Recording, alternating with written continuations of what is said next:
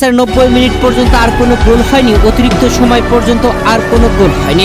এমবাপ্পের থেকে যেন ব্যর্থ, পরিশোধ করতে পারেননি কোনো গোল। রেফারির বাঁশি বেজে গেল আর কান্নায় ভেঙে পড়ল এমবাপ্পেরা। দুর্দান্তভাবে 2-0 গোলে জয় তুলে নিয়ে স্পেন ফাইনালে জায়গা করে নিল।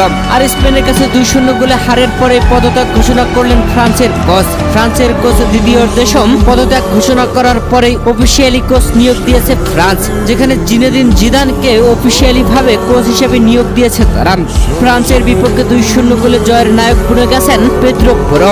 ম্যাচে যে উপস্থাপকের প্রশ্নে হাসতে হাসতে জবাব দিয়েছেন তিনি, যেখানে প্রথমে সাক্ষাৎকার গ্রহণকারীর প্রশ্নের জবাবে তিনি বলেছিলেন, এটা একটা স্বপ্ন যা সত্যি হয়েছে। আমার সেরা স্বপ্নেও আমি কখনো ভাবিনি যে এটা সত্যি হবে। শুরু থেকে শেষ পর্যন্ত দলের যে মানসিকতা ছিল, আমরা একটা দারুণ ম্যাচ খেলেছি। আমাদের যা করার দরকার ছিল আমরা সবাই করেছি।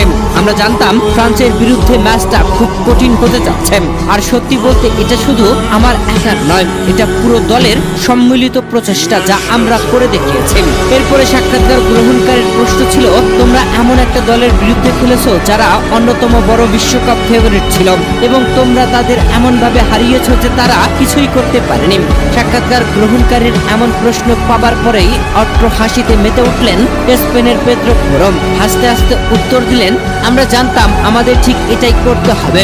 বল সবসময় নিজেদের নিয়ন্ত্রণে রাখতে হবে, আর এটাই ছিল আমাদের মূল শক্তি, যেভাবে আমরা বল ধরে রেখেছিলাম।